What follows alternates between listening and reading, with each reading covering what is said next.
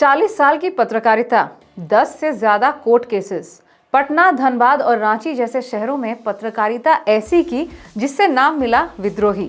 चाटुकारिता नहीं, पत्रकारिता करते हुए कहते हैं कि वो पत्रकार ही क्या जिस पर कोर्ट केस ना हो।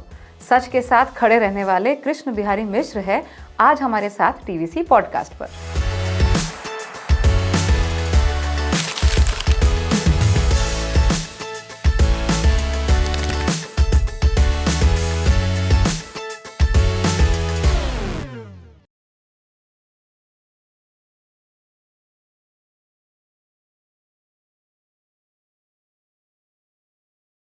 भैया बहुत बहुत स्वागत है टीवीसी के पॉडकास्ट में।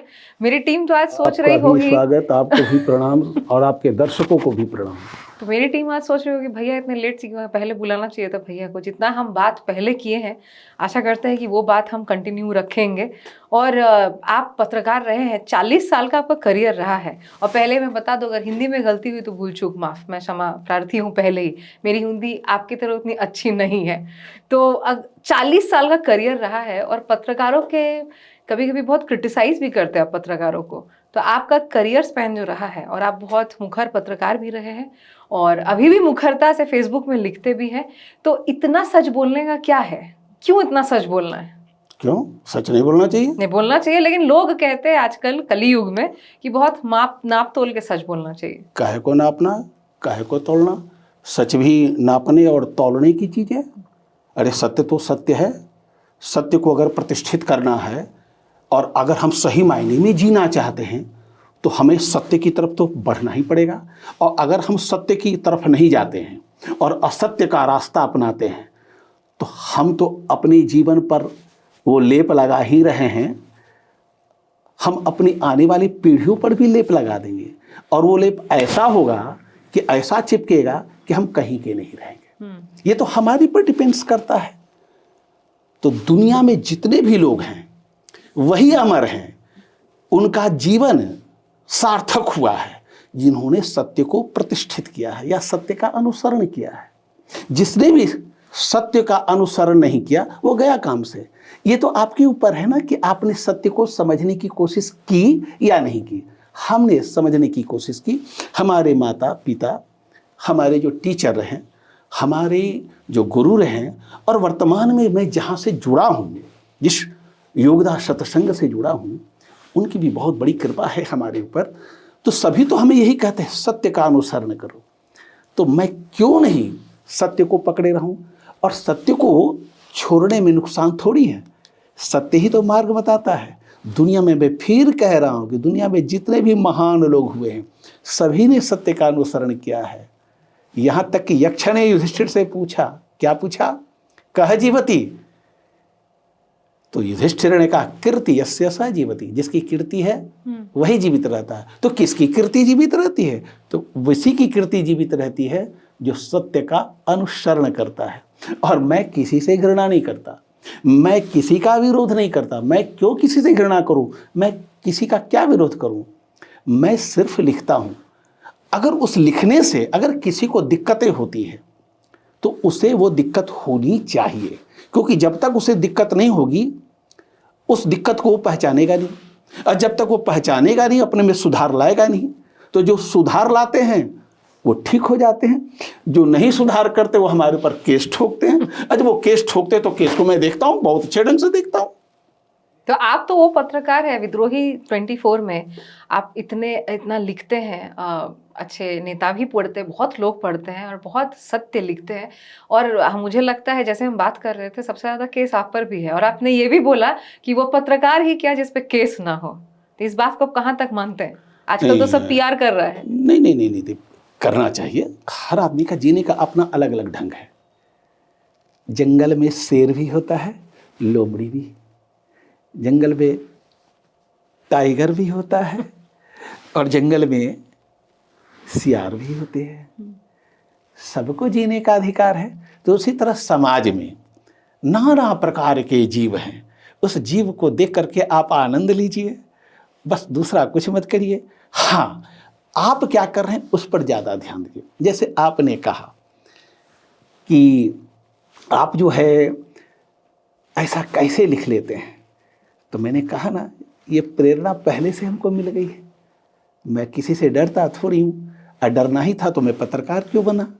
मैं सीधे कोई पान का दुकान खोल लेता और ऐसे खिल्ली लगाता और देता, और एक बैंड बाजा लगा करके गाना सुनाता, खई के पान बनारस वाला।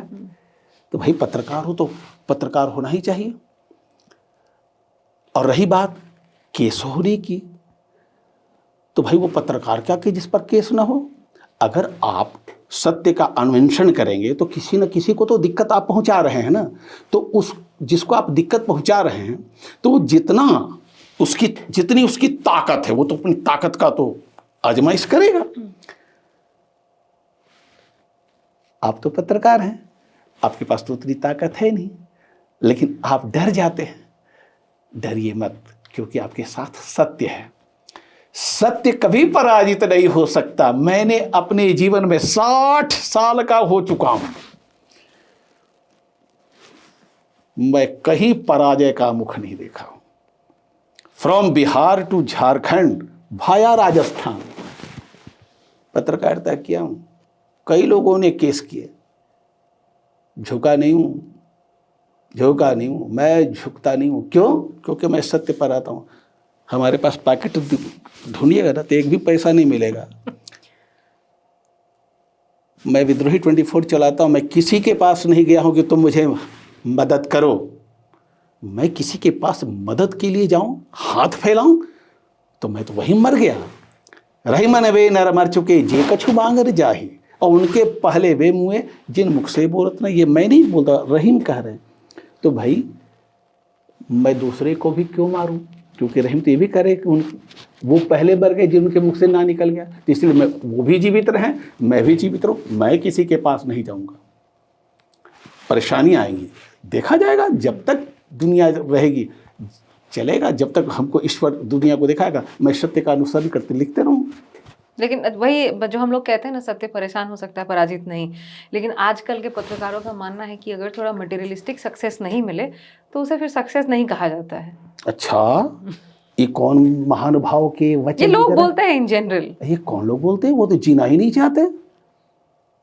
ये इन लोग को तो जीने का अधिकार भी नहीं है, अगर जो ऐसा सोचता है। रामचंद्र जी को 14 वर्ष का वनवास हुआ था, याद है ना? महाभारत भी आप पढ़ी होंगी। पांडवों को कितने साल का वनवास हुआ था?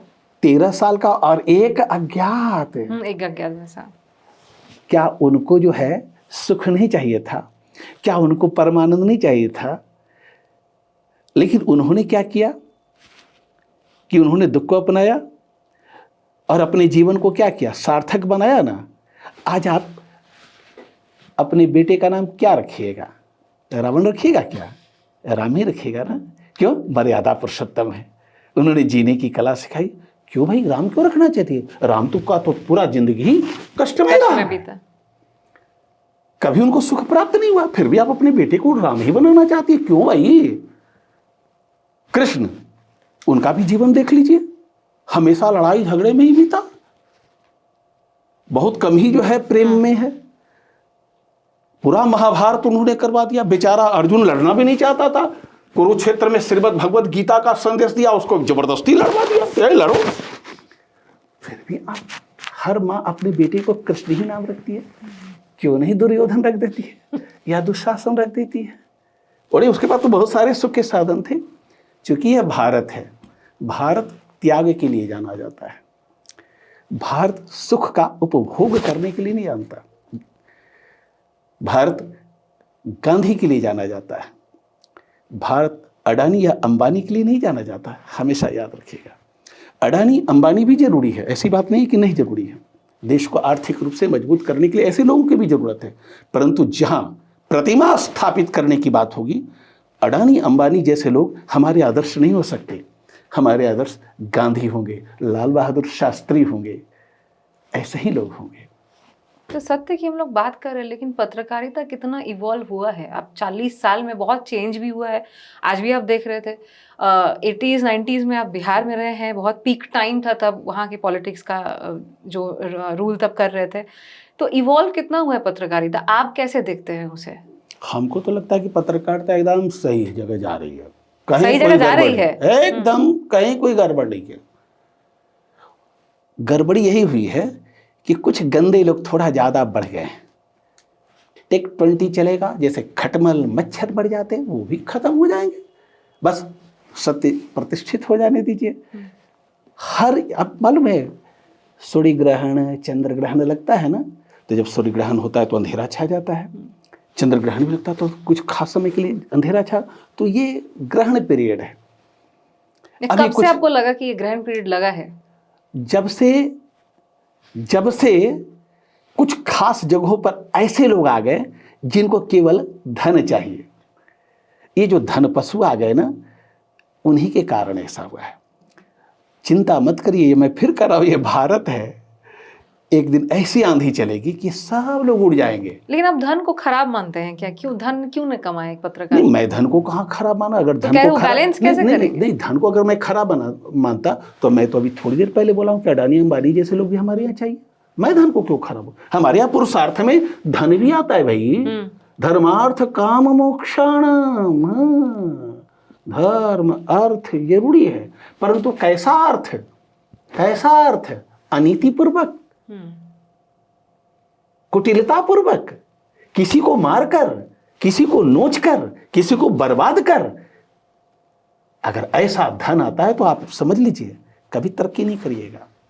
हाँ, कुछ पल के लिए आप बहुत आगे निकल जाएंगे, लेकिन ईश्वरीय मार ऐसी पड़ेगी चारों खाने चित हो जाएगा, कोई नहीं बचा पाएगा।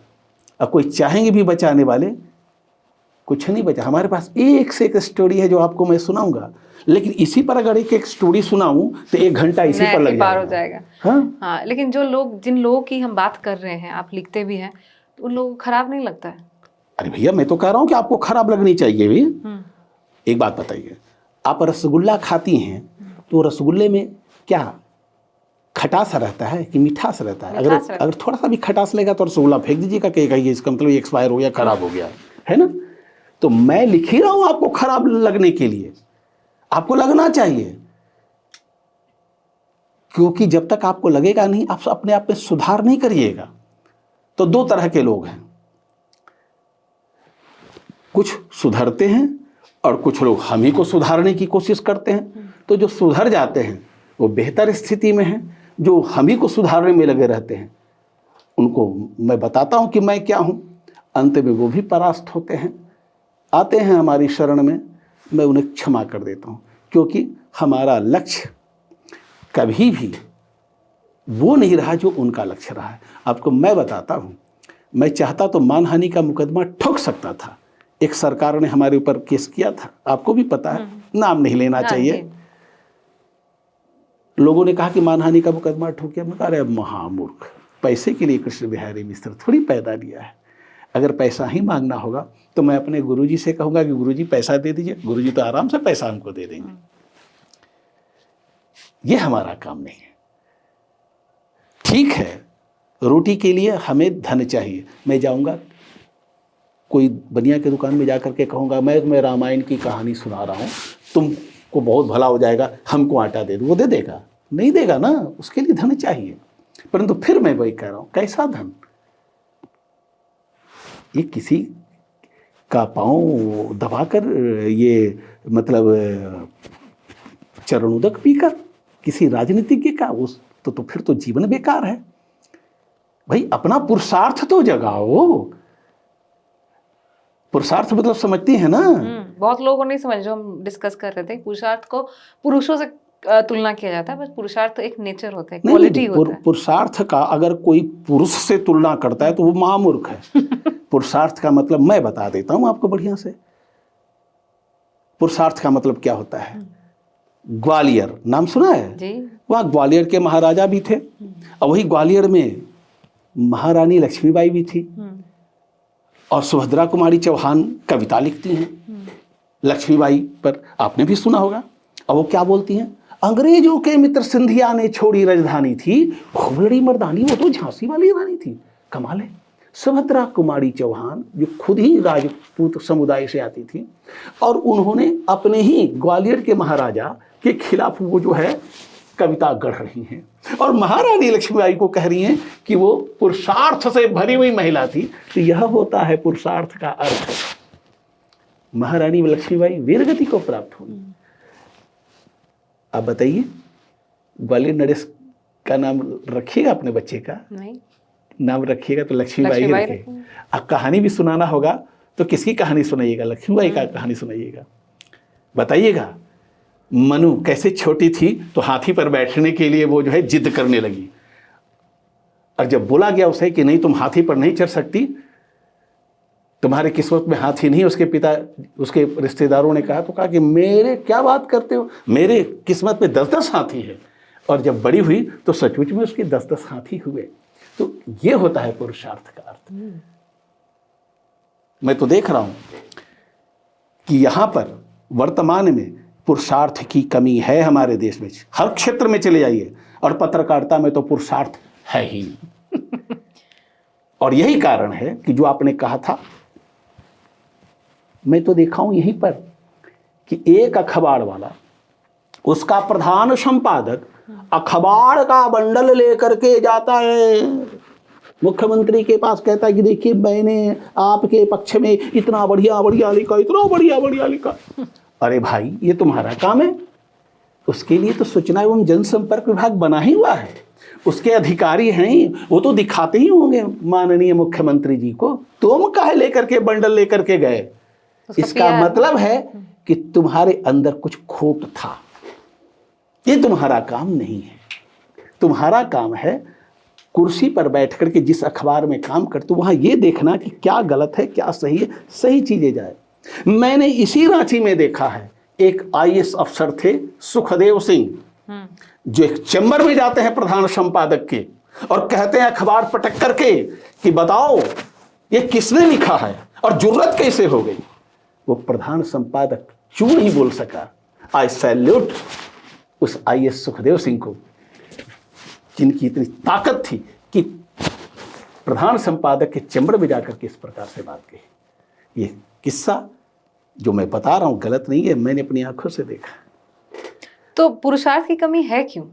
उसका मूल कारण यही है, सबको चाहिए एसी में बैठने की चाहत है। सब चाहता है कि बहुत बड़ा बड़ा जो है टीवी सेट उसके घर में आ जाए, भले ही उसकी कमाई एक चपरासी से भी कम क्यों न हो, लेकिन उसका बेटा डीपीएस में ही पढ़ना चाहिए। भले ही उसके पास औकात नहीं हो, लेकिन घर में 4 चक्का जरूर होना चाहिए। भले ही कुछ हो या ना हो, लेकिन बेटी का शादी करेंगे तो बड़ा सा होटल में करेंगे। क्यों जी? छोटे से होटल में करोगे तो तुम्हारी इज्जत चली जाएगी। मेरे भी तो 2 बेटे थे, मैंने तो दोनों बेटों की शादी एक साधारण से जगह पर किया और किसी नेता को नहीं बुलाया। स्टेटस मैटर करता है? क्या स्टेटस होता है? स्टेटस का मतलब ये होता है, स्टेटस का मतलब होता है सत्य। गांधी जी राजकोट के दीवान के बेटे थे, और जब लंगोटी पहनी तब लोगों ने उनको जाना, और जब वो सूट बूट टाई पर थे ना, तो मालूम है ना, उनको ट्रेन से उतार करके फेंक दिया गया था। और वही गांधी ने संकल्प किया कि मैं दिखाता हूं मैं क्या हूं, और दिखा दिया ना। अपने जीते जी उस विदेशी साम्राज्य की छाती पर कील ठोक दी। और ऑलबर्ट आइंस्टाइन ने कहा उनके बारे में, क्या कहा? शायद ही कोई आने वाली पीढ़ी यह बात पर विश्वास करेगी कि एक हार मांस का पुतला कोई ऐसा व्यक्ति था जिसने विदेशी साम्राज्य को चुनौती दी और उससे लक्ष्य को हासिल किया। लेकिन आज हमारे आदर्श रहे हैं गांधी जी, लेकिन आज जो जेनजी है वो बहुत मीम भी बन रहे हैं गांधी जी पे। लोग मानना नहीं चाहते हैं, पढ़ना नहीं चाहते, समझना नहीं चाहते, क्या करना चाहते हैं? तो आप मत पढ़िए, और इसे भी गांधी जी के आदर्श आपको थोड़ी दिमाग में घुसेंगे। अरे गांधी के आदर्शों को जानने के लिए पहले पात्रता तो उतनी आनी होगी ना आपके पास। एक बात बताइए, आप दूसरी कक्षा में कब जाती हैं? जब आप पहली कक्षा पास कर जाती हैं। आप इंटर में कब जाती हैं? जब आप मैट्रिक पास कर जाती हैं। तो उसी तरह गांधी को पढ़ने के लिए, गांधी को जानने के लिए आपके भेजे में वो पात्रता भी होनी चाहिए ना। तो आपने तो पात्रता खो दी है, तो गांधी को कैसे समझेंगे? हमारे देश में तो अनोखे अनोखे लोग हैं ना। घर में बैठे रहेंगे, कोई काम नहीं करेंगे और राजनीति की बात कर रही है कि नहीं, तो 10 लोगों पर जो है वो थोप देंगे, फलाना गलत है, चिलाना गलत है। अरे मैं आपको बताता हूं, ऐसे ऐसे लोग हैं जिसका 2 बेटा है, दोनों बेटा सरकारी नौकरी में, और माँ और बाप जो है जा करके वो बीपीएल का कार्ड बना करके जो है ना झोला झोला चावल मुफ्त में ला रहे हैं, और सही मायने में इसकी जांच करें तो सब जेल जाएंगे, लेकिन सबको जेल में डालेगा तो पूरा जेल ही भर जाएगा, ये भी बात सत्य है। जेल में जगह कहाँ बचेगी? तो वही मैं कह रहा हूं, हमारा देश अनोखा है, मैं झूठ नहीं बोल रहा हूं। वो छोड़िए, सरकार ने कहा कि 200 यूनिट तक बिजली मुफ्त, कहा ना, लेकिन मैं बता देता हूं, जैसे लोगों को पता चला कि 200 यूनिट बिजली मुफ्त हो गई है, तो लोगों ने अपने घर में ऐसी व्यवस्था कर दी कि 2-2 मीटर लगा लिया। क्यों? तो भाई हमारे यहाँ तो 230 240 यूनिट उठती है, तो दोनों अलग अलग कर लेंगे तो हमारा तो बिजली का बिल ही नहीं देना पड़ेगा। तो जहाँ ऐसी घटिया स्तर की सोच है, वो गांधी को कैसे कोई समझ सकता है? गांधी को समझने के लिए आपको पंडित प्रदीप बनना पड़ेगा, जिसने लिखा, क्या लिखा? जिस दिन तेरी चिता जली रोया था महाकाल, साबरमती के संत तूने कर दिया कमाल, रघुपति राघव राजा राम। गांधी को समझना इतना आसान है? गांधी को समझना इतना आसान नहीं है। गांधी को समझने के लिए आपके अंदर वो पात्रता होनी चाहिए। मैं गांधी को समझा हूं। मैं गुजरात गया था अपने परिवार के साथ। मेरी छोटी सी पोती, जिसको कुछ ना अंग्रेजी आए ना हिंदी आए, कोई समझ भी नहीं, वो पता नहीं कौन सी भाषा बोल रही थी और हमको कह रही थी, दादाजी ये देखिए, दादाजी ये देखिए, दादाजी ये देखिए। उस छोटी सी बच्ची में वो, उसकी आत्मा इतनी जागृत थी कि वो गांधी को समझने की कोशिश कर रही थी, गांधी को जान रही थी। वो छोटी सी पोती हमारी, बहुत प्यारी सी पोती है। तो उस आत्मा को आपको जगाना पड़ेगा। आपकी आत्मा जब मरी हुई है तो आप सत्य को कैसे स्वीकार कर सकते हैं? तो आजकल तो देश में 90% लोगों की आत्मा मरी ही हुई है। तो इसीलिए ना देश की ये स्थिति है। नहीं तो अगर 90% की आत्मा जग जाएगी तो फिर देश अमेरिका से आगे निकल जाएगा। लेकिन राजनीति, गांधी जी की बात कर रहे हैं, राजनीति की बात कर रहे हैं, बिहार में आप इतना साल बिताए हैं, आप पे लोग आए भी थे आपको मारने के लिए आपकी लेख के वजह से। वो उस दौर का बात थोड़ा बताइए, और बिहार कितना इन्वॉल्व किया, फिर हम झारखंड की बात भी करेंगे। नहीं, बिहार जो है अगर तरक्की किया तो सिर्फ डॉक्टर श्री कृष्ण सिंह के शासन काल में, उसके बाद नहीं हुआ। मैं, आपने जो प्रश्न किया मैं उसका जवाब दूंगा। डॉक्टर श्री कृष्ण सिंह के शासन काल में ही बिहार तरक्की किया। ये जितना जो देख रहे हैं ना, वो 1952 में सवाल पूछता है, केरल के भी बच्चे को भी यही जवाब देते हैं, भारत का पहला कारखाना कब और कहाँ खुला? तो केरल के बच्चे यही लिखते हैं, सिंदरी में भारत का खाद कारखाना खुला। किसके शासनकाल में खुला? डॉक्टर श्री कृष्ण सिंह के। बाद में अब झारखंड बन गया तो लोग झारखंड बोलते हैं। तो चूंकि डॉक्टर श्री कृष्ण सिंह जो मुख्यमंत्री थे वो बोल्ड पर्सनालिटी थी। दूसरी बात, यही डॉक्टर श्री कृष्ण सिंह ने क्रांति की। जब देवघर में दलितों को मंदिर में प्रवेश नहीं करने दिया जाता था तो उन्होंने बोल्ड स्टेप लिया और दलितों को लेकर के मंदिर में प्रवेश किए, सामाजिक सद्भाव को दिया। उसके बाद लगा बहुत कि भाई ये कोई डोमिनेट पर्सन आ रहा है जिसका नाम है लालू यादव। लालू यादव तो आए, सामाजिक न्याय के पुरोधा थे, परंतु उन्होंने किया क्या? जागृति तो लाई, सामाजिक न्याय की जब भी बात आएगी तो लालू यादव का नाम ऊपर जाएगा, लेकिन आपने किया क्या? तो आपने सबको जगा दिया, और जगाने के बाद क्या किया? सब अपने लिए कर दिया, सब अपने लिए किया। कमाल है, बेटी की शादी कर रहे हैं, पूरा ढोल पीट रहे हैं। क्या ये आदर्श आप स्थापित करेंगे? आप जिस समाज से आते हैं, क्या वो समाज इस स्थिति में था कि आप उस प्रकार से काम कर रहे थे? तो भाई नेता जो वही होता है जो नेतृत्व करता है। लगभग नेता जब नेतृत्व करने के बजाय जब अपने पर फोकसबाजी करता है, राजू बन गया जेंटलमैन तो लालू बन गया जेंटलमैन जैसे करने लगे, तो जनता पहले धीरे धीरे धीरे धीरे उन्हें आगे बढ़ाई। उसके बाद ऐसा उठा करके फेंकी कि यही लालू यादव कहते थे कि मैं 20 साल तक शासन करूंगा। नीतीश कुमार ने तो कभी नहीं कहा था कि मैं 20 साल तक शासन करूंगा, लेकिन देखिए वो तो लगता है कि 25 साल पार कर जाएंगे। क्यों? तो देखिए जनता जो है वो सब देख रही होती है, वो बहुत प्यार करती है, और प्यार के साथ साथ वो जो है ना वो ठुकाई करना भी जानती है। और ठुकाई कैसे होता है? तो वोट से होता है। ठुकाई कर दी, अब कितना भी करते रह गए, और बाप करता है बेटे को भुगतना पड़ता है। तेजस्वी को भुगतना पड़ रहा है, तेज प्रताप को भुगतना पड़ रहा है, और हमको लगता है कि इनको चलेगा। बताइए, सामाजिक न्याय का पुरोधा और उस पर दाग लग गया, सजा याफ्ता हो गए। 1996 की बात करता हूं, लालू यादव 1995 में दानापुर से चुनाव लड़े, जीत गए, सीट खाली हुई, वहां पर दूसरा आदमी खड़ा हुआ। इलेक्शन के एक दिन पहले हमारे घर पर धाएं धाएं धाएं धाएं दरवाजा पीटा जाता है। हमारे बाबूजी दरवाजा खोलते हैं, जाइए मोहल्ले में सब लोग जानते हैं, देखा है लोगों ने, ये झूठी बात थोड़ी है। 9mm रिवॉल्वर लेकर के खड़े हैं। एक बात बताइए, आप ही के घर में 9mm का रिवॉल्वर लेकर के कोई पूछे कि अंतरा बोस कहाँ हैं, तो आपके पिताजी क्या बोलेंगे? बोलेंगे घर पे नहीं है। घर पे नहीं है। हमारे बाबूजी बोल रहे मेरी माँ को मलकिनी बउआ ऊपर सोया हुआ है, बुलाइए नीचे। मैं नीचे आता हूँ, एक कहता है मार भेजा मैं, दूसरा कहता नहीं इसको समझा देता है, पत्रकार है, वोट डालने नहीं जाना, कोई परिवार नहीं जाएगा, और दूसरा वही लिखना जो हम लिखाते। जानते हैं दूसरे दिन क्या हुआ?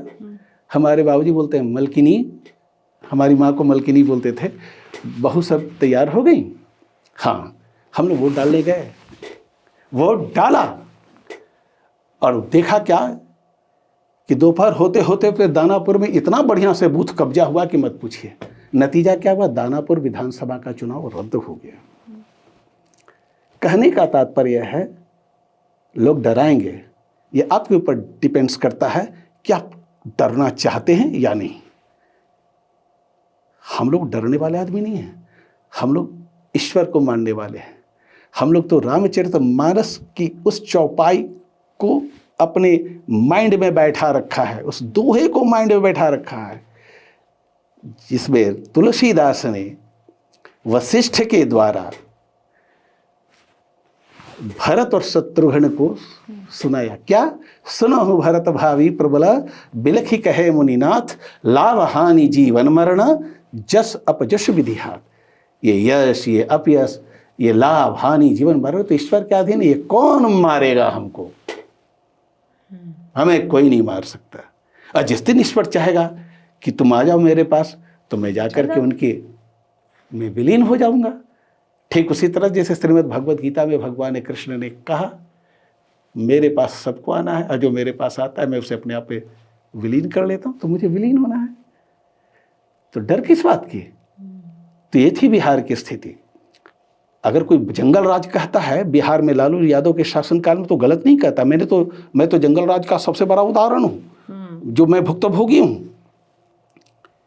इतनी खराब स्थिति थी कि पटना में आप कोई बच्चियां निकल नहीं सकती थी। अरे इन्हीं के शासनकाल में एक संपादक के यहाँ चोरी हो गया था। संपादक, क्या बोलिएगा? तो ये तो स्थिति थी। लेकिन अभी बिहार में बाहर है क्या?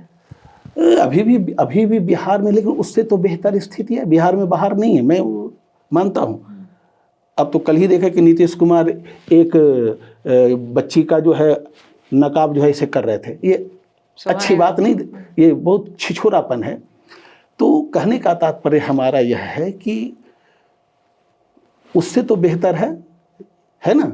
जैसे हम वोट डालने गए और 10 चोर खड़े हैं, तो उसमें देखेंगे कि सबसे कम चोर कौन है और उसको वोट दे देंगे। जब हमको चोर ही में से एक को चुनना है तो कम चोर को चुनेंगे, कम चोर को चुनेंगे। तो ठीक है, तो वही हो रहा है। उससे बेहतर है, उससे बेहतर है। वहाँ सड़कें बनी हैं, वहाँ बिजलियाँ हैं, वहाँ एजुकेशन में थोड़ा सा इम्प्रूवमेंट हुआ है, दारू बंद है लेकिन चोरी छुपे दारू खूब चलते हैं। वहाँ देखिएगा तो हमारे पास फोटो, कहिएगा तो अभी फोटो दिखला देंगे।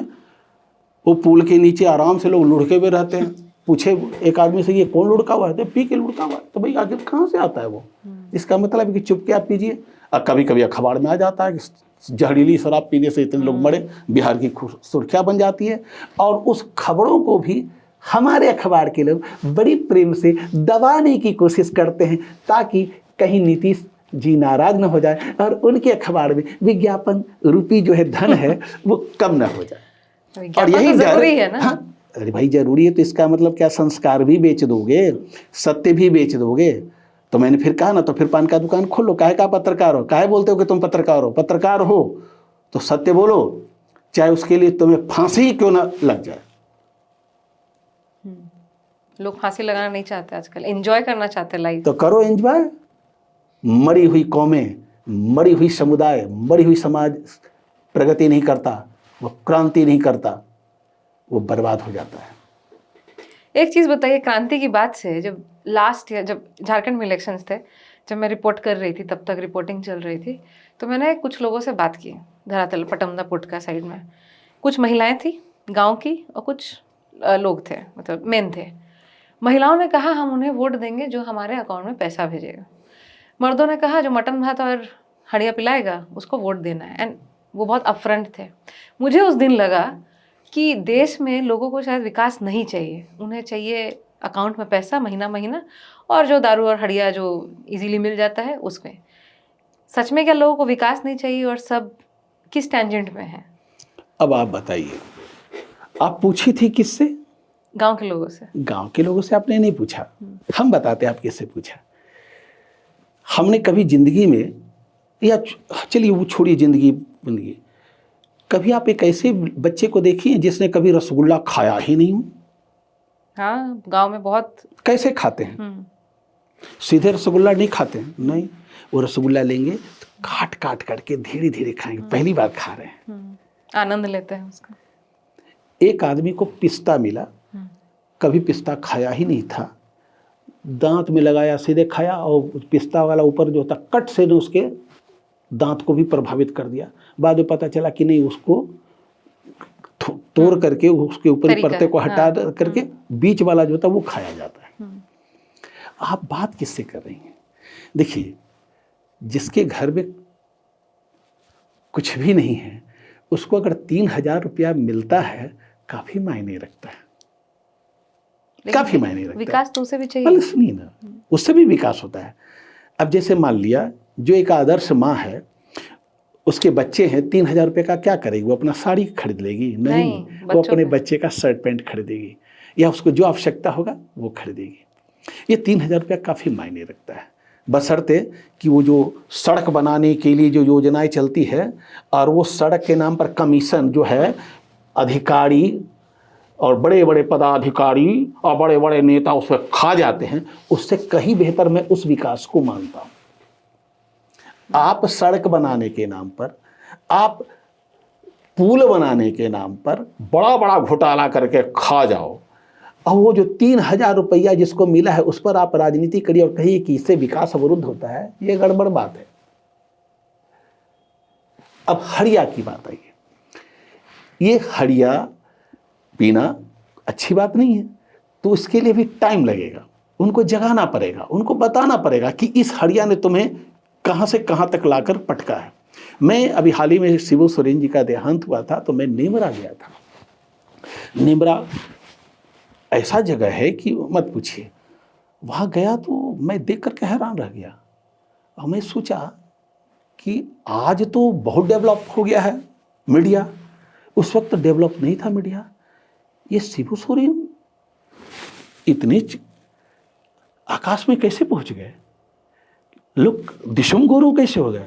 मैं जब ईटीवी धनबाद में था तो उस वक्त शिबू सोरेन को जेल में डाल दिया गया था, तो कई जगहों पर देखा तो वहाँ पर खाने नहीं बन रहे थे, चूल्हे नहीं जल रहे थे। मैंने पूछा चूल्हा क्यों नहीं जला? तो उन्होंने कहा कि भाई मेरा गुरुजी तो जेल में चला गया, तुम खाना क्या बना? तो भाई दिशम गुरु कैसे हो गए?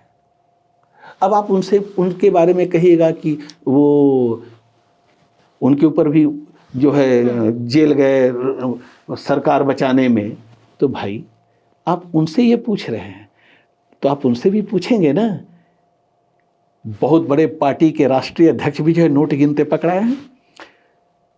बस बात यही है, जब हम विभेद करेंगे, राजनीति में विभेद करेंगे, तो हम फलाने को गलत कहेंगे, फलाने को सही कहेंगे। लेकिन जब हम विभेद नहीं करेंगे तो हम ये देखेंगे कि कहाँ क्या हो रहा है। अगर कोई अपनी पेट बहुत दिनों से भूखा है और अंतरा बोस उसके सामने में बहुत बढ़िया से खाना खा रही है और वो गया है मांगने के लिए, थोड़ा सा मेरे को भी दे दो अंतरा, मुझे खाना खाने, और अंतरा कहती है मैं नहीं दूंगी, ये मेरे पैसे से बने हुए हैं, मैं नहीं दूंगी। और वहाँ कोई झपट्टा लेकर के जा कर के खा रहा है तो मैं उसे चोरी नहीं कहूँगा, आप चोरी कहिए, मैं नहीं मानूंगा, मैं उसे चोरी नहीं कहूँगा। उसे जीने का हक है, ईश्वर ने दिया है, वो संघर्ष कर रहा है, सर्वाइवल मोड है। लेकिन जो लोग बड़े बड़े बिल्डिंगों में रहते हैं, राजधानी में रहते हैं, बड़े बड़े घोटाला करते हैं, बड़े बड़े, है ना, एक पल्स हॉस्पिटल भी चल रहा था जिसको ईडी ने कब्जा कर लिया है। एक मंत्री जी थे जो ईडी जिसमें ऑफिस खुला हुआ है, उन्होंने बड़ी बड़ी बिल्डिंग बनाई। तो वहाँ चोट करिए, चोट करना चाहिए, भ्रष्टाचार पर तो चोट होना ही चाहिए। तो फिर भ्रष्टाचार कौन कर रहा है ये देखिए। आप उसे भ्रष्टाचार मत बताइए जिसको 3,000 रुपया मिला है और जाकर के कभी उसने ज़िंदगी में कभी कोई एक साड़ी तक नहीं खरीदी है, और वो एक साड़ी खरीद रहे, उसको आप कह रहे हैं कि इससे विकास अवरुद्ध हो जाए। विकास उससे अवरुद्ध नहीं होता है, उससे विकास होगा, उसके सपने बढ़ेंगे। लेकिन गड़बड़ियाँ कहाँ है? जो केंद्र से आता है फलाना योजना, ढिकाना योजना, ये योजना, ये गड़बड़ है। कमाल है, केंद्र कोई योजना लाए तो बढ़िया, और राज्य सरकार योजना लाए तो खराब कैसे हो सकता है? अगर वो भी योजना ला रही है सरकार तो कुछ अपना बेहतरी ला रही है। भाई और बहनों, ये मैंने लाया है और आप हमको वोट दीजिए। तो जब वोट की राजनीति और वोट की खेती करनी तो वो भी करेगा, तो वो गलत कैसे हो गया? जब वो 1,000 दे रहा था तो आप कह रहे थे कि हम 2,000 देंगे, तो भी बोला कि हम 2,500 देंगे। फिर आप कहे कि आप इतना देंगे तो 5,000 पर नहीं पहुंचा, ये हमको आश्चर्य लगा। वो भी होना चाहिए था, 5,000 पहुंच जाएगा। नहीं, तो भाई आप भी तो वही कर रहे हैं। तो देखिए, मैं फिर कह रहा हूं कि भाई गलती कौन कर रहा है ये देखिए। अगर बड़े लोग, चालाक लोग, ऊंचे ओहदे पर बैठे हुए लोग गलती करें तो उनकी गलती पर चोट करिए। ये छोटे छोटे पर क्या प्रयोग करना, ये अच्छी बात नहीं है। लेकिन ये तो बहुत सक्सेसफुल भी रहा है। लेकिन 25 साल हो गए हैं झारखंड को बने हुए। 25 सालों में आप कैसे देखते हैं झारखंड को, कितना तरक्की हुआ है? इन्फिनिटी जो कैंपेन चल रहा है, 25 इन्फिनिटी, सत्य है कि क्रिटिसिज्म के लायक है? तरक्की या विकास कोई दुकान पर बिकने वाला जो है मुरब्बा नहीं है कि पैसे दिए और भाई तरक्की देना और आप तरक्की लेकर के जो है घर चले और तरक्की हो गई। ये निरंतर चलने वाली प्रक्रिया है। हमें ज़रूरत क्या है? सबसे पहले हमें अगर ज़रूरत पहले भूख शांत करने की है तो पहले हम भूख शांत करेंगे। उसके बाद हमको कपड़े की ज़रूरत है तो हम कपड़े लेंगे। उसके बाद मकान की ज़रूरत है तो मकान लेंगे। ये है। और फिर उसके बाद आती है कि ठीक है, जब इतनी व्यवस्था हो गई तो और भी लोग हैं जिनको रोटी, कपड़ा और मकान सब कुछ है, तो उनको क्या दिक्कत हो रही है? तो शहर में रहने से शहर में क्या हो रहा है कि भाई सड़क जाम हो जा रहा है, तो उसको ठीक करना है। तो भाई मुख्यमंत्री तो निकल करके देख ही रहे हैं, कुछ ना कुछ जरूरी करेंगे। तो विकास के मायने सबके लिए अलग अलग हैं, है ना। हमको दिखाई नहीं पड़ रहा है तो हमको चश्मा भी चाहिए, चश्मा मिल गया तो ये विकास हो गया हमारे लिए। मैंने आप बोल रहे हैं प्रायोरिटी के हिसाब से, जो जैसे जरूरत है उसके हिसाब से। और इस व्यक्ति में मैं देख रहा हूँ कि भूख है, कैसे अपने झारखंड को आगे बढ़ाएं। बहुत सारी योजनाएं इन्होंने लाई है और वो योजनाएं कुछ कारणों से अभिशप्त भी हो रही है। अभिशप्त होने का भी कारण ये है क्या कि जैसे नल जल योजना, उसमें क्या होता है कि राज्य सरकार भी पैसा लगाती है और केंद्र का भी पैसा होता है। अब केंद्र पैसा ही नहीं देगी तो राज्य सरकार क्या कर लेगी? चलिए, अब आवास योजना इन्होंने स्टार्ट किया और सरकार प्रधानमंत्री आवास योजना चलाती है, तो भाई प्रधानमंत्री आवास योजना वाला भी तो पैसा आप दीजिएगा ना। अब आप वो भी नहीं दीजिएगा तो बेचारा क्या करेगा? तो कहीं ना कहीं गड़बड़ियाँ हैं। अब है डबल इंजन की सरकार, क्यों भाई डबल इंजन की सरकार, क्या जरूरत है डबल इंजन की सरकार? अरे देश में अपनी सरकार है, भारतीय संविधान के अनुसार चलने वाली सरकार है, तो जो इनका बनता है वो राशि आप दीजिए। ये क्या कि नीतीश जी को आप पहुंचाइएगा, दीजिएगा, क्योंकि हमारे अपने आदमी हैं। और चूंकि बिहार में 54 सीट है, यहाँ तो मात्र बिहार में 54 कह रहे, पहले बिहार एकीकृत था तो 54 सीट था, अब 40 सीट हो गया, 14 सीट तो यहाँ आ गया। तो उत्तर प्रदेश में ये 80 सीट है, तो चलो भैया ये दोनों को मिला करके रखोगे तो हमारी सरकार बनेगी। इस प्लानिंग पर चलिएगा तो फिर तो गड़बड़ है। तो उस हिसाब से तो 14 सीट में इसीलिए कम आंका जाता है क्या झारखंड को, कि क्या ही फायदा हो जाएगा सेंटर में?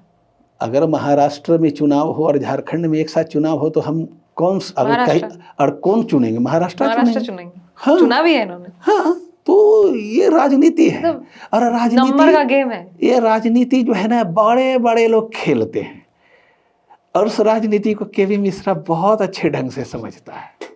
मैं देख रहा हूं, मैं आज का पत्रकार थोड़ी हूं, ठीक है ना। ये नंबर ऑफ गेम जो है ना, वो बहुत लोग पुराने तरीके से जो खेलते रहे हैं। ये झारखंड में 25 सालों में कोई एक बहुत अच्छा चीज जो हुआ हो, जो आपको लगता है, और जो एक चीज बहुत अच्छा हो सकता है, वो आपके हिसाब से क्या है? झारखंड में बहुत कुछ हुआ है। जब बाबूलाल मरांडी की जब सरकार पहली बार बनी थी, तो हमें लगता है कि अटल बिहारी वाजपेयी ने बड़ा सोच समझ करके कुछ अधिकारियों को भी यहाँ पर जो है प्लानिंग करके भेजा था, और उस समय डेवलपमेंट हुआ था बहुत तेज़ी से। लड़कियों को साइकिल चलते हुए मैं देखता था, आदिवासी छात्रों के लिए बहुत सारे, मतलब आधारभूत संरचना को ठीक करने के लिए बहुत सारे काम हुए। बच्चों को एनसीईआरटी की, जो पहले बीटीबीसी की किताबें, बच्चे एनसीईआरटी की किताबें मिली, तो सोच बदली लोगों की।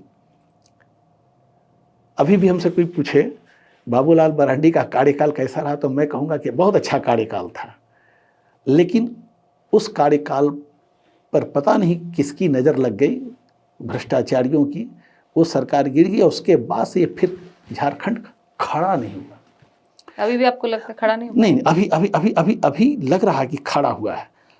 सरकार के पास कुछ योजनाएं हैं जो अभी धीरे धीरे धीरे धीरे, ये अभी, चूंकि आपको अच्छा नहीं लगा, कोरोना काल में आप बता सकती हैं किस भारतीय जनता पार्टी की सरकार ने, राज्य सरकार ने अपने लोगों को अपने यहाँ बुलाने के लिए विशेष व्यवस्था की? जरा बताइए, बिहार में हुआ क्या? नहीं, झारखंड में हुआ। झारखंड में तो हुआ। पहली बार तेलंगाना से ट्रेन चली कोरोना काल में, जो हटिया तक आई। किसने चलवाया? भारतीय जनता पार्टी के मुख्यमंत्री ने? नहीं, हेमंत सोरेन ने।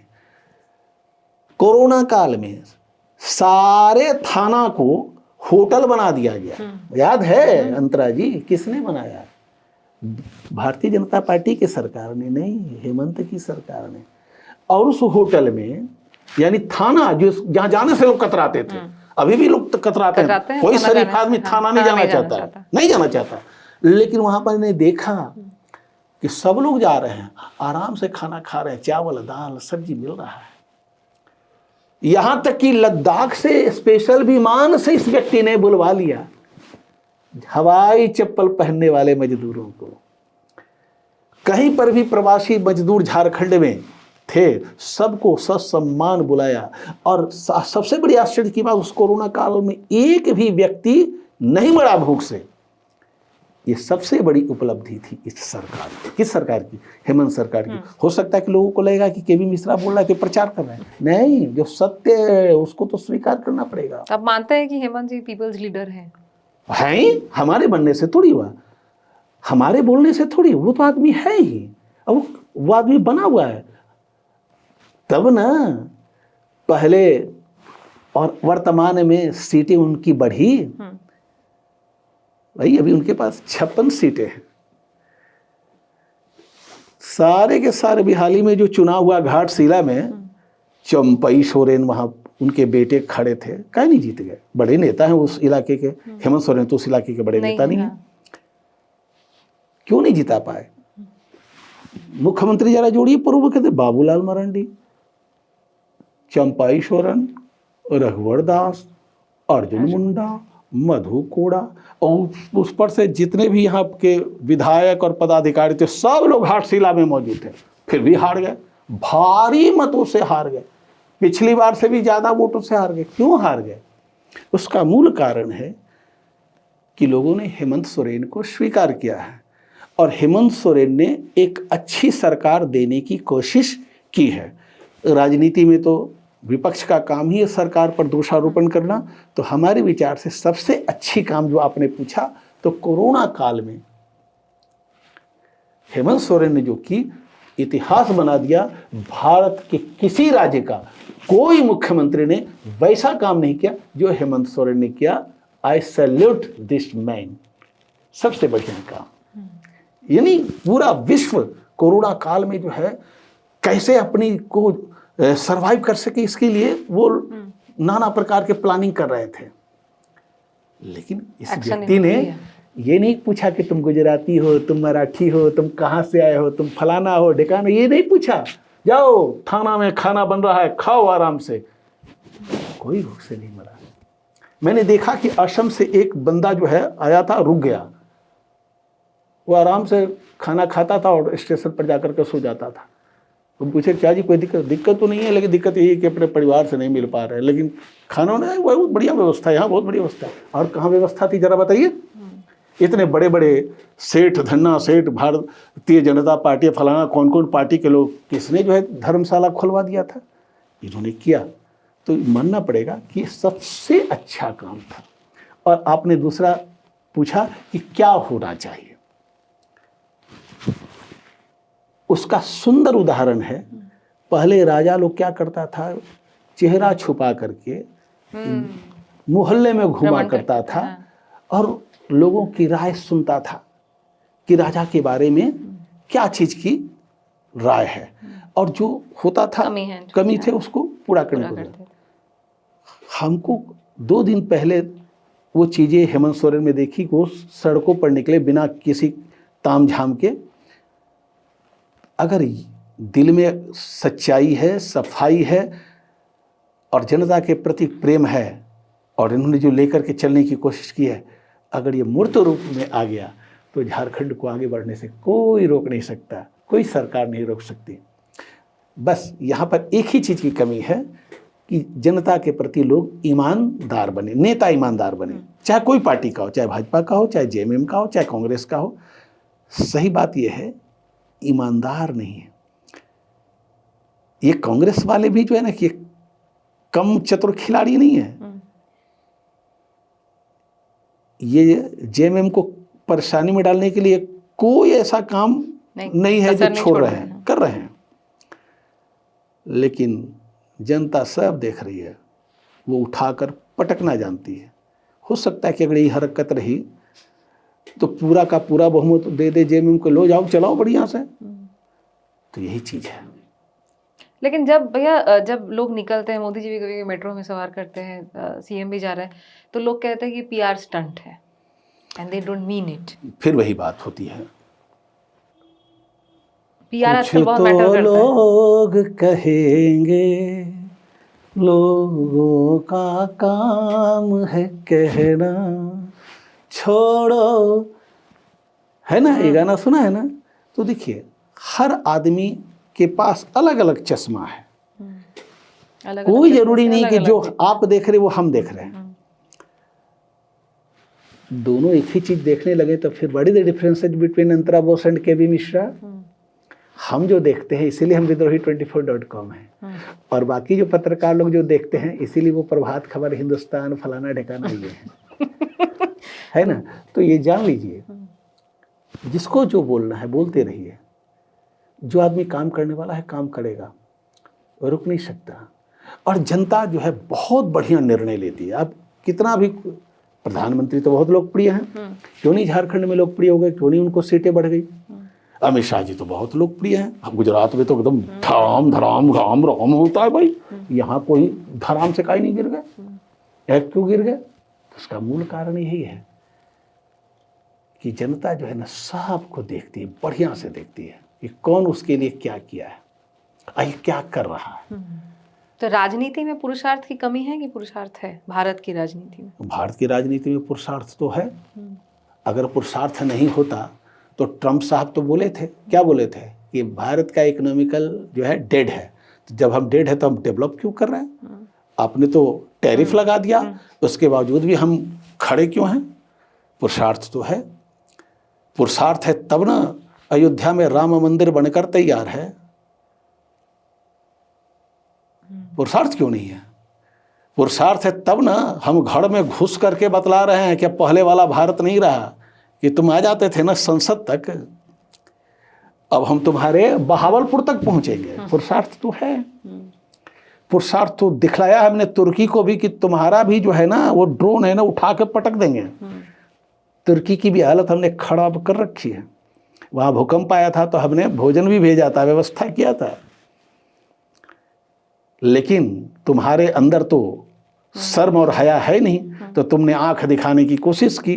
हम तो पाकिस्तान को साथ देते, दो ना, हमारा क्या जाता है, लेकिन हम जब आंख तरेड़ देंगे तो तुम कहाँ जाओगे? अभी तुर्की की क्या हालत है देख लीजिए। पुरुषार्थ तो है हमने, बस पुरुषार्थ जगाने की क्या बात है, पुरुषार्थ तो है हमने तो वो कर दिखाया है कि बाकी की तो हालत खराब है ना। हम तो झूला भी झूलाते हैं जी। एक कोई सिंग पिंग टिंग कौन, क्या नाम है अमेरिका के राष्ट्रपति का? सिंग जिनपिंग, यही है ना? अमेरिका के राष्ट्रपति नहीं, वो चाइना का। हाँ। आया था ना, प्रधानमंत्री जी ने उसको झूला झूलाया। हिंग टिंग पिंग, हिंग टिंग पिंग, झूला झूलाया ना। गुजरात भी ले जाकर के झूला झूलाया। और जब उन्होंने गलवान किया उसके बाद क्या किया? वही नरेंद्र मोदी उनके पसीने तक छुड़ा दिए, तड़पड़ाने लगे। उनका ग्लोबल टाइम्स जो है खूब जो है जय जयकार करने लगा, हाथ मिलाने के लिए कोशिश करने लगा। पुरुषार्थ तो हम में है। ये कौन, तो अमेरिका को कोई राष्ट्रपति है, ट्रंप है ना, डोनाल्ड ट्रंप। वो बार बार बोलता है भारत और पाकिस्तान का युद्ध हमने रुकवाई, भारत पाकिस्तान का युद्ध हमने रुकवाई। पागल हो गया है ससुरा, पागल हो गया है ससुरा। और हमारा प्रधानमंत्री बोलता ही नहीं है कि तुमने रुकवाई। और इसी में बेचारे को नोबेल प्राइज भी नहीं मिला, बेचारा माथा पकड़ के बैठा हुआ, टैरिफ लगा दिया। ये टैरिफ है, वो अमेरिका के विकास के लिए थोड़ी लगाया है। वो तो पागल हो गया वो आदमी कि भारत के प्रधानमंत्री ने, नरेंद्र मोदी ने हमारी बात नहीं मानी। वो ये नहीं कहा कि अमेरिका ने जो है भारत पाकिस्तान का युद्ध रुकवाया। अरे हम क्यों बोले हैं ये बात? जब तुम रुकवाए होते तब ना, तुमने रुकवाया नहीं। हमने अपने पुरुषार्थ से पूरे विश्व को दिखला दिया कि भारत अब झुकने वाला नहीं है। और तुम बोलोगे कि हमारी पीठ थपथपा, क्यों थपथपाएंगे? भारत अब पीठ थपथपाने वाला नहीं है, भारत अब अपना पीठ थपथपवाएगा। पुरुषार्थ है अंतरा जी। आप अध्यात्म से भी बहुत जुड़े हैं, फेसबुक में आपके बहुत पोस्ट आते हैं। एक आदमी के जीवन में अध्यात्म कितना मायने रखता है? जो दिनचर्या चल रही राजनीति है, दिन रोजमर्रा की जिंदगी है, संघर्ष है, अध्यात्म कितना हेल्प करता है? अध्यात्म बहुत हेल्प करता है। आप आध्यात्मिक जब हो जाती हैं तो आप सत्य की ओर चलने लगती हैं। सत्य की ओर चलना क्या होता है? और सत्य आपकी रक्षा भी करता है। कैसे? एक संस्कृत में आपने सुक्ति सुनी होगी, धर्मो रक्षति रक्षितः। जब आप धर्म की रक्षा करते हैं तो धर्म आपकी रक्षा करता है। बहुत लोग ना इसमें कंफ्यूज होते हैं कि धर्म और रिलीजन ये हमारे लिए अलग है। धर्म है क्या, उसकी परिभाषा क्या है? क्या इस्लाम नहीं था तो धर्म नहीं था? क्या ईसाई धर्म नहीं था तो धर्म नहीं था? क्या बौद्ध धर्म नहीं था तो धर्म नहीं था? क्या जैनी नहीं थे तो धर्म नहीं था? किसने कहा? व्यक्ति विशेष के द्वारा चलाया गया कोई भी पंथ धर्म नहीं होता, वो मत होता है और उसको मानने वाले मतावलंबी कहलाते हैं। ये जान लीजिए। तो धर्म क्या है? तो धर्म जो है ध्री धातु से बना है। ध्री का अर्थ होता है धारण करना। तो क्या धारण करना है? तो सत्य धारयति धर्म, सत्य को धारण करना ही धर्म है। अब जैसे आपको मैं बता देता हूं, जाड़ा आपको लग रहा है, जाड़े का दिन है, तो आप क्या करेंगी? कंबल ओढ़ेंगी, सोएंगी तो, या निहारी ओढ़ेंगी, रजाई ओढ़ेंगी। और कहीं जाना होगा तो कंबल ओढ़ के तो निकलेगी नहीं, निकलेंगी तो सब लोग हंसेंगे आप पर। तो आप क्या करेंगी, कोई गर्म कपड़ा आप लेकर के चलेंगी, जैसे मैं ये लेकर चला हूँ। तो जाड़े के दिनों में अपने शरीर को बचाना, शरीर को ठंड से बचाना कि ताकि हमको सर्दी न लग जाए, ये धर्म है। सत्य धारयति धर्म। हम किसी को रोआ नहीं दुखाएं, हम किसी का बुरा ना करें, हम हमेशा सत्य पर चलें, यही धर्म है। सत्य धारयति धर्म। अब आप ईश्वर को किस प्रकार से प्राप्त करना चाहते हैं, मंदिर में जाके, मस्जिद में जाके, गिरजाघर में जाकर के, कहीं और जा करके, या कहीं खुले स्थान पर बैठ के, ये आपका अपना मामला है। बहुत लोग कहीं नहीं गए और ईश्वर को पा लिया। तो भाई धर्म ये है। फिर मैं कह रहा हूं, व्यक्ति विशेष के द्वारा चलाया गया कोई धर्म नहीं होता। धर्म अनादिकाल से, जब से सृष्टि बनी है तब से धर्म है। सूरज किस धर्म के कॉलोनी के वासी है भाई? ये चंद्रमा किस धर्म के कॉलोनी के वासी है भाई? ये पागलपन कहां से आता है भाई? जो जिसका रोल कर रहा है वो धर्म कर रहा है। हाँ, अब जैसे आपका धर्म क्या है? अब आपने टीवीसी द वायरल कंपनी चला रखा है, तो आप चाहेंगे ना कि एक कंपनी जो है डेवलप करे। अब इसको डेवलप करने के लिए आपने सत्य का सहारा लिया और आपने इसको प्रतिष्ठापित कर दिया। तो आपके पास दो रास्ते हैं, धर्म से और अधर्म से। बिल्कुल। तो धर्म का मतलब क्या हुआ? सत्य का सहारा लेके चलिए, नहीं तो किसी नेताजी को पकड़िए या किसी भ्रष्टाचारी आईएएस अफसर को पकड़िए, डकैत को पकड़िए, कहिए कि हमको ऐसा पैसा दीजिए, यो करिए, मैं आपका इमेज बना दूंगा, इमेज कर दूंगी, ये कर दूंगी, वो कर देंगी। बस अब क्या है, बहुत सारे जो है चिरकुट टाइप के पटना में भी लोग हैं, यहाँ भी चिलगोजे टाइप के यूट्यूबर हैं जो बहुत सारे लोगों से पैसे लेकर के अपना तोंद बढ़ा रहे हैं और कह रहे हैं कि मैं पत्रकारिता कर रहा हूं। तो ये धर्म थोड़ी है भैया। तुम जितना भी बैंड बजा लो ना, ईश्वर तो तुमको वो औकात बताएगा कि वही जानो। फिर मैं इस पर अगर कहानी कहूंगा तो लंबी स्टोरी चल जाएगी। तो धर्म यही है, क्या है? सत्य धारयति, सत्य का अनुसरण करना ही धर्म है। और सत्य आपकी रक्षा करता है। तो धर्म और कर्म कैसे एक दूसरे के पूरक हैं, कह सकते हैं? धर्म और कर्म एक दूसरे के पूरक, ये कहाँ से बात चली आई? जो आप सत्य, आपको जो रास्ता दिखा रहा है और उसके अनुसार आप कर्म कर रहे हैं, तो धर्म ही तो है। तो दोनों एक ही सिक्के के दो पहलू हैं। हाँ, श्रीमद् भगवद गीता में भगवान कृष्ण ने क्या कहा? कर्मण्येवाधिकारस्ते मां फलेषु कदाचन मां कर्म फल हेतुः माति संगोस्तपि कर्मणि। केवल कर्म पर आपका अधिकार है, फल क्या मिलेगा इसकी चिंता छोड़ दीजिए। बहुत लोग आईएएस की तैयारी करते हैं, सब आईएएस से बन जाएगा, तो फिर तो गजब की स्थिति हो जाएगी। ऐसा तो कभी हुआ ही नहीं। तो कोई आईएएस बनता है, कोई आईएएस की तैयारी करते करते करते जो है क्लर्क बन जाता है, कोई तैयारी करते करते चपरासी बन जाता है, अब कुछ नहीं हुआ तो बाबूजी का खेत है उसमें जा करके इलायची रोप रहा है। तो कहने का तात्पर्य यह है कि आप धर्मानुसार काम करते रहिए। कोई भी काम करिए, काम कोई छोटा बड़ा नहीं होता है। हमारे देश में क्या होता है ना, कोई अगर जूता बना रहा है तो ये छोटा जात है, ये अच्छा नहीं है, ये निकृष्ट काम है। जो हमारे देश में डिग्निटी नहीं है। नहीं, ये मैंने देखा है। कोई सफाई कर्मी है तो उसको लोग ऐसे करके सामान देंगे। अरे भाई ये तो सफाई कर रहा है। अरे भाई मेरे, ये मूर्खता, ये जाहिलता कहाँ से सीखी? ये मूर्खता और ये जाहिलता कहाँ सीखी? रामायण में तो ये नहीं सिखाता। रामायण में तो शबरी भी है, इसके झूठे बेर, रामचंद्र जी तो उसके झूठे बेर खा रहे हैं। मंथरा जिसके कारण रामचंद्र जी जंगल चले गए, मंथरा ही ना कैकेयी को दिमाग भरती थी। कैकेयी तो राम को सबसे ज्यादा मानती थी। लेकिन जब रामचंद्र जी जंगल से लौटते हैं तो क्या उन्होंने कैकेयी का अपमान किया, मंथरा का अपमान किया? नहीं। हम जो पढ़ते हैं, जैसे महाभारत हो गया, रामायण हो गया, हमारे देश की बात करते हैं, हम जो पढ़ते हैं, जो मानते हैं, लेकिन हम अपने जीवन में उसे उतारते नहीं हैं। क्यों? इसलिए नहीं उतारते हैं क्योंकि आपने उसको, उसके वैल्यू को समझा ही नहीं है। अब एक बात बताइए, मैंने भी थोड़ी देर पहले कहा कि आपको ठंडा लग रहा है तो आप गर्म कपड़ा पहनी है ना, बस बात इतनी है। अच्छा। आप किसी चीज को तभी अपनाते हैं जब उसके मूल्य को समझते हैं। जब आपको जरूरत होता है कुछ लिखने के लिए तो आप क्या ढूंढते हैं? कोई भी डायरी कोई है, कोई कागज है, तब वो आपके सामने वो चीजें उपस्थित हो जाती है। आप उस चीज को समझ ही नहीं रही हैं। अरे भाई, आप अपने आप को नहीं समझ रही हैं, लोग अपने आप को नहीं समझ रहे हैं, तो रामायण और महाभारत को क्या समझेंगे? क्या इस देश में चेतना है कि नहीं है?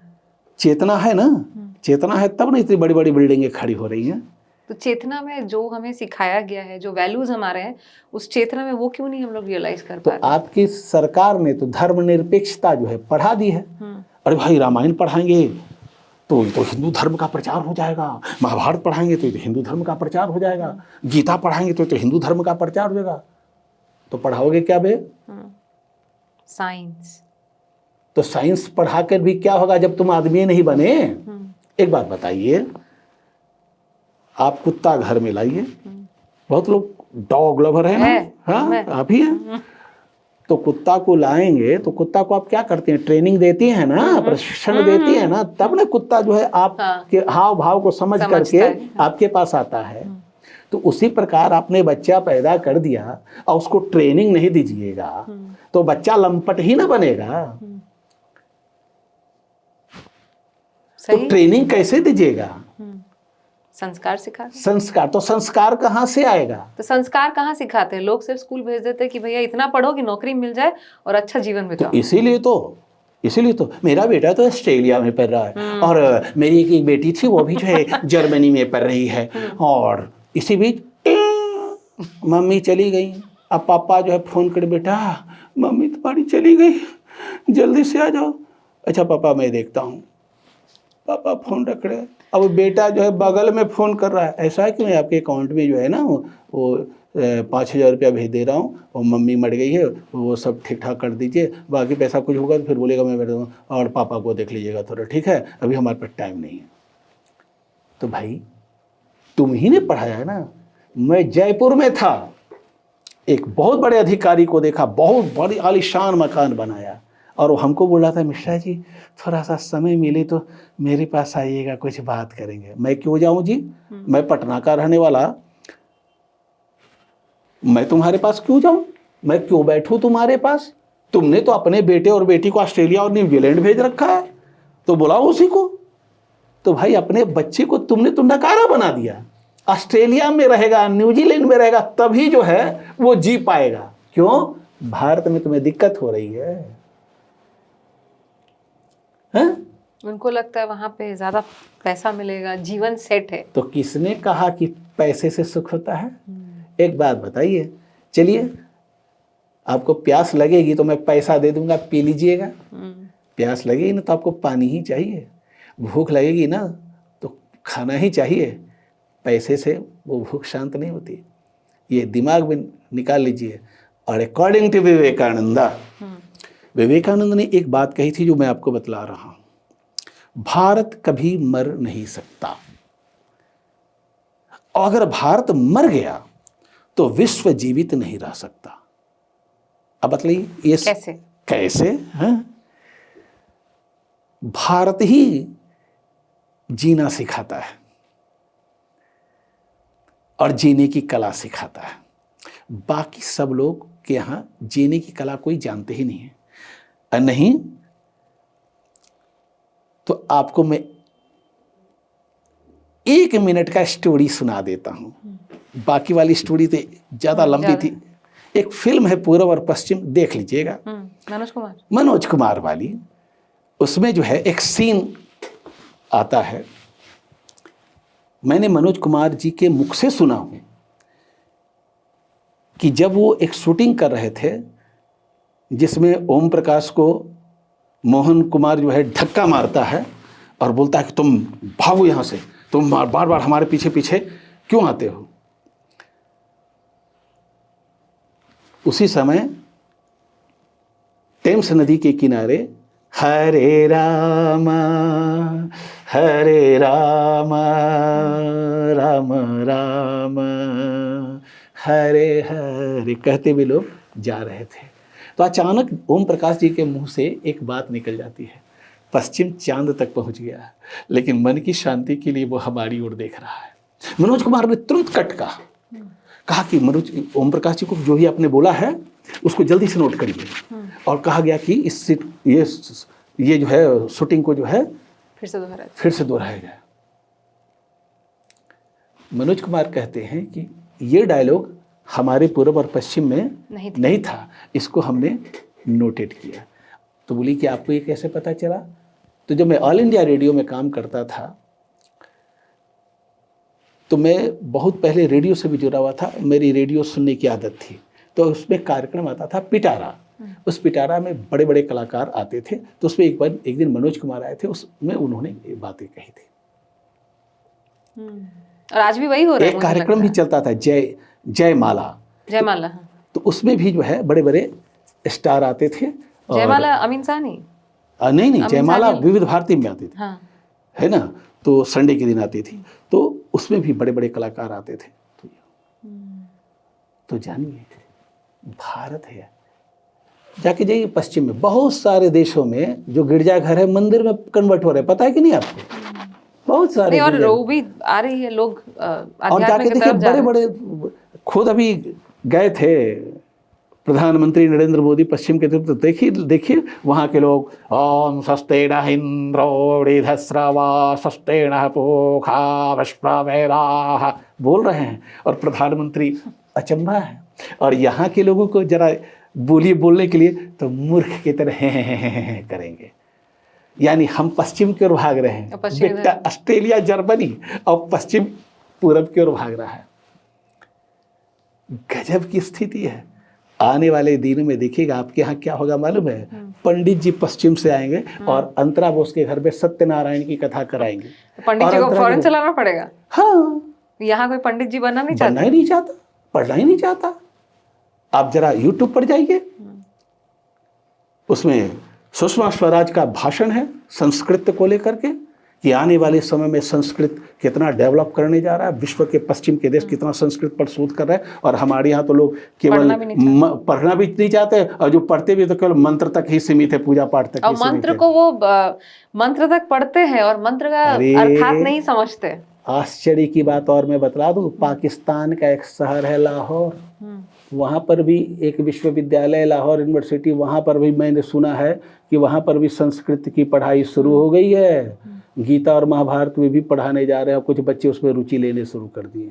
यानी जो दिमाग खपतान कर चुके तब उनको भी धीरे धीरे दिमाग आ रहा है। जाओगे कहाँ? मन की शांति तो हम ही तुम्हें देंगे, तो और मन की शांति यहीं से मिलेगी। और लेकिन हमें नहीं पता चल रहा है कि क्या हो रहा है। हाँ, फिर वही बात, आपको जब जरूरत होगी मन की शांति, जब वैल्यू समझेंगे तब ना। अभी तो आपको क्या चाहिए? मम्मा, डैडी, वो सुन रहे हो, हमको तो जो है कौन तो BMW आया है वो चाहिए। तो तुम तो BMW में सुख खोज रहे हो, तो तुमको जो सुख जो चाहिए वो कहाँ से मिलेगा?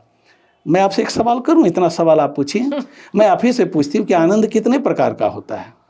आनंद होता है बस, चित्त का आनंद। और हमसे पूछिएगा कि आनंद कितने प्रकार का होता है, तो हम तो बता देंगे ना कि आनंद की कितने प्रकार हैं। कैसे? एक तो ये भी है, ब्रह्मानंदम परम सुखदम केवलम। ये जो श्लोक है इसमें ब्रह्मानंद आ गया। ये ब्रह्मानंद क्या होता है? कमाल की बात है, इतनी बड़ी चीजें आपको आसानी से हम समझा दे, सिखा दे और आप समझ लेंगी। लोगों को तो ये भी पता नहीं है कि सुख कितने प्रकार का होता है। लोगों की स्थिति तो जानवरों की तरह हो गई। लोग जी कहाँ रहे हैं? कुत्ते बिल्ली की तरह जी रहे हैं। ये जीना है। जीने का मतलब होता बताइए है ना, सुख कितने प्रकार के होते हैं। फिर वही बात हो गई, फिर लंबा स्टोरी इस पर चलेगा उसमें। अच्छा, उस दिन हम लोग किसी और दिन फिर बैठेंगे सुख पे बात करने के लिए। लेकिन मैं फिर कह रहा हूँ कि आज लोग क्या है, बेटा का नाम टाइगर रखता है। अरे बेटा को टाइगर बनाना है, अरे बेटा को बनानी है तो लायन बनाओ, सिंह बनाओ।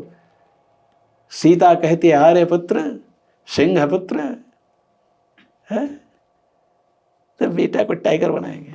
अब देखिए हमारे यहां भारत किससे खेल रहा है? तो खिलौना से नहीं, शेर से खेल रहा है और दांत गिन रहा है। स्वमेव ब्रजेंद्रता। तो हमारे देश में ऐसे बच्चे हुआ करते थे, शेर से खेलते थे। अब हमारे देश के बच्चे कौन चीज से खेलते हैं?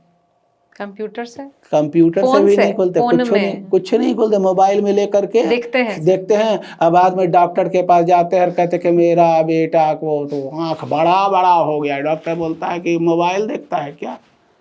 चले जा रहे हैं आंख। और तो पहले के लोग 70 साल 80 साल हो गए, 90 साल हो गए, चश्मा लगता ही नहीं था, दांत सही सलामत रहता था, मरते मरते तक पहुंच जाते थे कहाँ? यमपुरी। नाम बता दे उस बच्चे का, नचिकेता, वासरवा का पुत्र। 3 दिन तक रहता है यमपुरी में, और यमराज आते बोली तुम घड़ी तो आयु पूरी नहीं हुई, तुम कैसे आ गए? यह है भारत, हम वहां तक जाना चाहते हैं। तो लास्ट मैसेज ऐसा क्या करे जो जनरेशन अभी है, जिसे हम जेन जी, जेन अल्फा कहते हैं, क्या करना चाहिए और वैल्यू सिस्टम कैसे इंस्टिल होगा? पहले तो तुम आदमी बनो, और आदमी बनने के लिए तुम्हें अपनी संस्कृति से जुड़ना होगा। तुम्हें वाल्मीकि रामायण पढ़नी होगी, तुम्हें वेद पढ़ने होंगे, तुम्हें शास्त्र पढ़ने होंगे। भले ही तुम पुराण मत पढ़ो, लेकिन उपनिषद पढ़ने होंगे, और उसके अंदर छुपे हुए जो जीवन मूल्य हैं उनको आत्मसात करना पड़ेगा। और जब तुम अपने जीवन को आत्मसात कर लोगे तो फिर तुम एकलव्य बनोगे, फिर तुम राम बनोगे, तुम भरत बनोगे, तुम कृष्ण बनोगे, तुम कुछ भी कर सकते हो, तुम्हें कोई डिगा नहीं सकता, और तुम एक नए भारत का निर्माण कर दोगे। और जब तक तुम ऐसा नहीं करोगे, तुम कल भी पीछे पीछे घूम रहे थे, आने वाले समय में भी पीछे पीछे घूमोगे। विश्व का पश्चिम देश बहुत तेजी से तरक्की इसलिए किया क्योंकि उसने ज्ञान को जो है प्रश्रय दिया, और आपने ज्ञान को प्रश्रय नहीं दिया। ज्ञान को जो प्रश्रय देगा वो आगे बढ़ेगा। आप बताइए, बख्तियार खिलजी ने वो नालंदा का विश्वविद्यालय क्यों तहस नहस किया? अगर वो रहता तो आज भारत कहाँ रहता?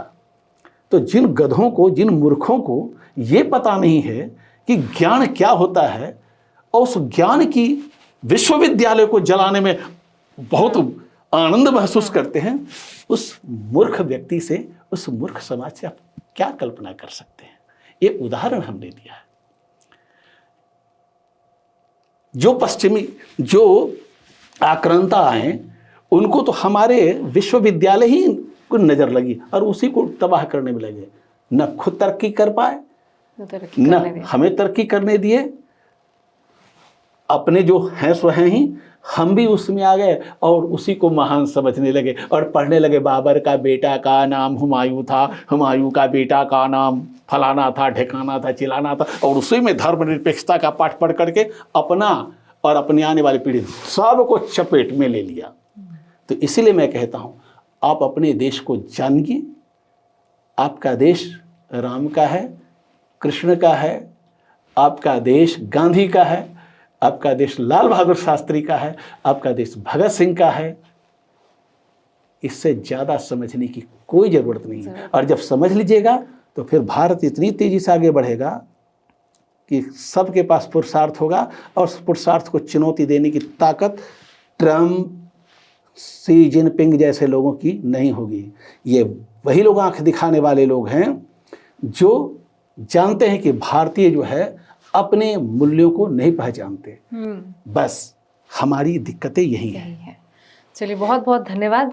मुझे लगता है हम लोग बात करेंगे तो कभी ख़त्म ही नहीं होगा, लेकिन क्योंकि हमारी समय सीमा है तो हम यहीं पे अंत लेंगे और फिर कभी फिर मुलाकात होगी। और अगर आपको हमारा कंटेंट पसंद आता है, हमारी बातें पसंद आती है, तो प्लीज़ लाइक, शेयर, सब्सक्राइब करना मत भूलिएगा। बहुत बहुत धन्यवाद। आपका भी धन्यवाद, आपके दर्शकों का भी धन्यवाद।